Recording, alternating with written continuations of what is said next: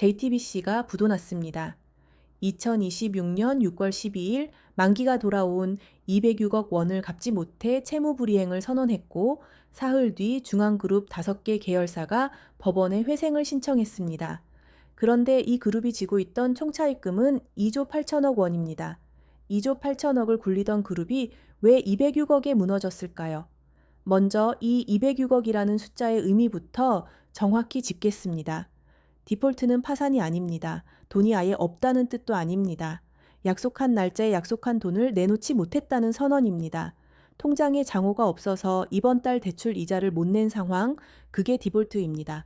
그래서 금액의 크기보다 중요한 건 그 금액을 막지 못했다는 사실 자체입니다. 2조 8천억을 굴리는 조직이 206억을 융통하지 못했다는 건 이미 시장에서 아무도 이 그룹의 새 돈을 빌려주지 않고 있었다는 뜻이기 때문입니다. 실제로 투자업계가 주목한 것도 206억이라는 금액 자체가 아니었습니다. 6월 말로 만기가 몰려있던 콘텐트리 중앙의 전환사채, 그리고 그룹 전체에 걸쳐 층층이 쌓인 차입 구조였습니다. 206억은 그 구조가 더는 버티지 못한다는 것을 시장에 알린 첫 번째 균열이었을 뿐입니다. 시장의 반응은 즉각적이었습니다. 한국신용평가는 콘텐트리 중앙과 메가박스 중앙의 단기신용 등급을 B에서 C로 내렸습니다. 단기신용 등급에서 C는 사실상 마지막 칸입니다. 이 등급이 붙는 순간 기관 투자자들은 규정상 그 종이를 살 수 없게 됩니다. 돈줄이 마르는 게 아니라 법과 내규로 잠기는 겁니다. 그리고 6월 14일과 15일 지주사 중앙홀딩스와 JTBC, 콘텐트리 중앙, 메가박스 중앙, 중앙 P&I까지 5곳이 서울회생법원에 회생 절차 개시를 신청했습니다. 회생 절차는 파산과 다릅니다. 회사를 살리는 것을 전제로 법원이 개입해 채무를 조정하는 절차입니다. 다만 그 말은 스스로의 힘으로는 더 이상 빚을 감당할 수 없다는 것을 회사가 공식적으로 인정했다는 뜻이기도 합니다.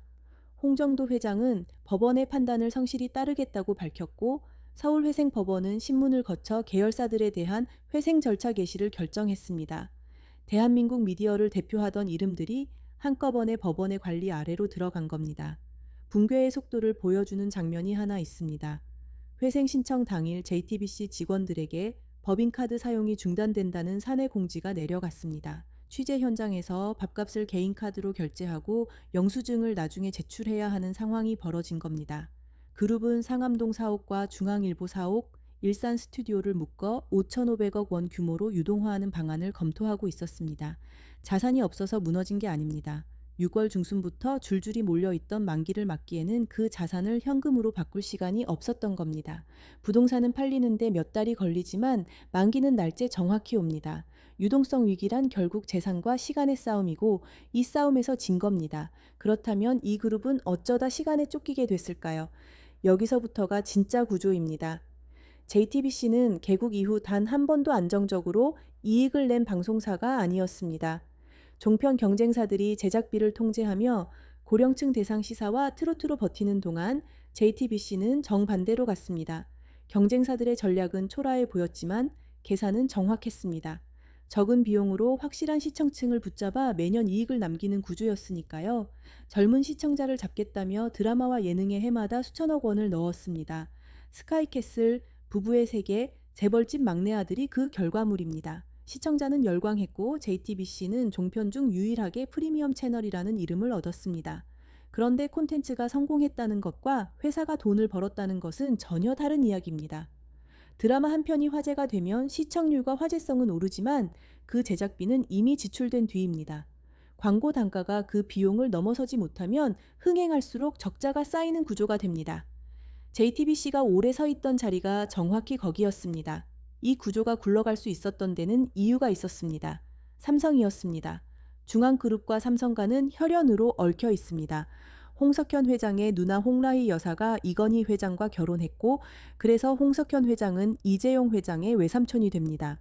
삼성 계열사들은 오랫동안 JTBC의 주요 광고주였습니다. 광고주와 방송사의 거래이면서 동시에 집안의 후원이기도 했던 셈입니다. 그런데 2016년 10월 JTBC 뉴스룸이 최순실의 태블릿 PC를 보도합니다. 촛불이 켜졌고 대통령이 탄핵됐습니다. 그리고 2017년 2월 이재용 부회장이 뇌물공여 혐의로 구속됩니다. 여기서 많은 이야기가 이 대목을 은혜를 저버린 배신으로 부릅니다. 하지만 확인된 사실은 좀 더 복잡합니다. 당시 홍석현 회장은 박근혜 전 대통령과 이재용 부회장 측으로부터 손석희 앵커를 교체하라는 요구를 5번에서 6번가량 받았고 그때마다 거부한 것으로 알려져 있습니다. 광고주의 압력을 물리치고 보도를 밀어붙인 것을 배신이라고 부를 수 있는지는 적어도 하나의 해석일 뿐 사실 서술은 아닙니다. 다만 결과만큼은 분명합니다. 2017년 삼성전자의 JTBC 광고는 5월 69회, 6월 41회, 7월 28회로 줄다가 그해 여름 이후 끊겼습니다. 그리고 그 단절은 8년 동안 이어졌습니다. 여기서 냉정하게 보셔야 할 지점이 있습니다. 광고가 끊겨서 회사가 무너진 게 아닙니다.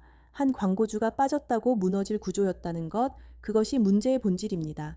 자생력이 아니라 후원 위에 지어진 회사였다는 뜻이니까요. 빈자리를 메우기 위해 그룹은 2가지를 선택합니다. 첫째는 외부 자본이었습니다. 콘텐츠 자회사 SLL 중강이 사모펀드와 중국 텐센트로부터 프리 IPO 투자를 유치했습니다. 프리 IPO는 상장 전에 미리 투자를 받는 구조입니다. 곧 상장할 테니 먼저 넣으면 나중에 더 돌려주겠다는 약속을 담보로 돈을 받는 겁니다. 그런데 상장이 계속 미뤄졌습니다. 상장이 무산되면 그 약속은 자금이 아니라 갚아야 할 채무로 바뀝니다. 구원투수가 새로운 부채가 된 겁니다. 둘째가 결정타였습니다. 스포츠 중계권이었습니다. 중앙그룹은 2026년부터 2032년까지의 올림픽과 2030년까지의 월드컵 국내 중계권을 확보하는 데 수천억 원을 투입했습니다. 2026 북중미 월드컵 하나만 1억 2,500만 달러, 우리 돈 약 1,870억 원이었습니다. 직전 카타르 월드컵보다 20% 비싼 값입니다. 이 판돈의 산수를 한번 맞춰보겠습니다. 1,870억 원을 JTBC 혼자 광고로 회수하는 건 처음부터 불가능에 가까웠습니다. 애초에 계산은 지상패 되파는 것이었습니다. 처음엔 방송사당 300억 원을 불렀고 협상이 밀리자 140억 원까지 내렸습니다. 결과는 KBS 한 곳 140억 원이었습니다. MBC와 SBS는 끝내 응하지 않았습니다. 1,870억을 쓰고 재판매로 140억을 건진 겁니다. 그 전에 이미 경고가 있었습니다. 2026년 2월 밀라노 동계올림픽에서 중앙그룹은 지상파 어느 곳에도 중계권을 팔지 못했습니다. 결국 JTBC가 단독 중계했고 시청률은 1%대에 머물렀습니다. 온 국민이 보던 올림픽이 시청률 1%짜리 방송이 된 겁니다. 수천억을 들여 독점을 샀는데 독점이 곧 수익이 아니라는 사실만 증명한 셈입니다. 중계권 장사의 전제는 남들이 반드시 사간다는 것이었습니다. 그런데 지상파들이 값을 받아들이지 않고 버티자 그 전제 자체가 무너졌습니다. 협상 상대가 사지 않으면 독점은 자산이 아니라 그냥 비용입니다. 이제 이 이야기에서 가장 중요한 질문이 남았습니다. 이 모든 청구서를 결국 누가 받았느냐는 것입니다. 6월 19일 상암동 JTBC 사옥 앞에 개인 채권자 40여 명이 모였습니다. 전 재산이 묶였다는 사람, 새벽 기차를 타고 올라온 60대가 마이크를 잡았습니다. 이들의 요구는 3가지였습니다.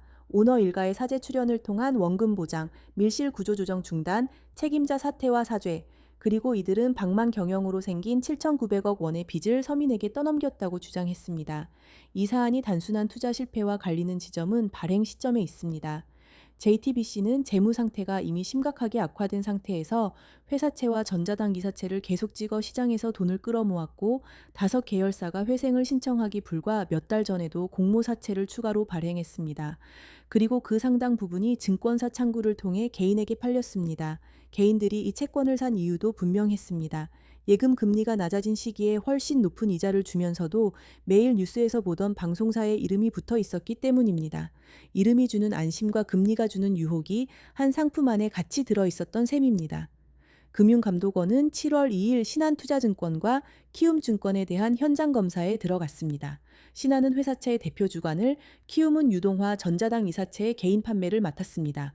쟁점은 하나입니다. 회사의 재무 위험과 그룹 전체의 유동성 위험을 투자자에게 제대로 알렸느냐입니다. 이제 처음의 질문에 답하겠습니다. 2조 8천억을 굴리던 그룹은 왜 206억에 무너졌을까요? 답은 206억이 아니라 그 그 돈을 빌려줄 사람이 아무도 남지 않았다는 데 있습니다. 자생력 없이 후원으로 버틴 회사, 회수 계산이 서지 않는 판돈, 그리고 그 격차를 계속 세비주로 메운 구조. 마지막 대출 창구가 결국 개인 투자자였고 그 창구가 닫히는 순간이 6월 12일이었던 겁니다. 그래서 이 사건은 우리에게 아주 실용적인 신호를 남깁니다. 채권을 고를 때 이름값은 담보가 아닙니다. 매일 밤 뉴스에서 보던 회사라는 사실은 상환 능력과 아무 관계가 없습니다. 대신 세 가지를 보십시오. 회사가 본업으로 이익을 내고 있는가, 새로 발행하는 비지 사업에 쓰이는가, 아니면 기존 빚을 갚는 데 쓰이는가, 그리고 금리가 유독 높다면 그 높은 금리는 정확히 무엇에 대한 대가인가. 금리는 공짜 보너스가 아니라 위험의 가격표입니다. 남들보다 2%더 준다는 건 그만큼 더 위험하다고 시장이 이미 말하고 있다는 뜻입니다. 그 2%는 공짜로 얹어주는 선물이 아니라 원금을 잃을 확률에 붙은 값입니다. 시장은 늘 먼저 알고 가격에 적어둡니다. 우리가 그 가격표를 읽지 않을 뿐입니다. 권력을 감시하겠다던 방송국이 마지막에 기댄 곳이 이름 없는 개인들의 노후 자금이었다는 사실, 이 사건이 기업 하나의 실패를 넘어 기록돼야 할 이유가 거기 있습니다. 오늘 이야기가 도움이 되셨다면 구독과 좋아요 부탁드립니다.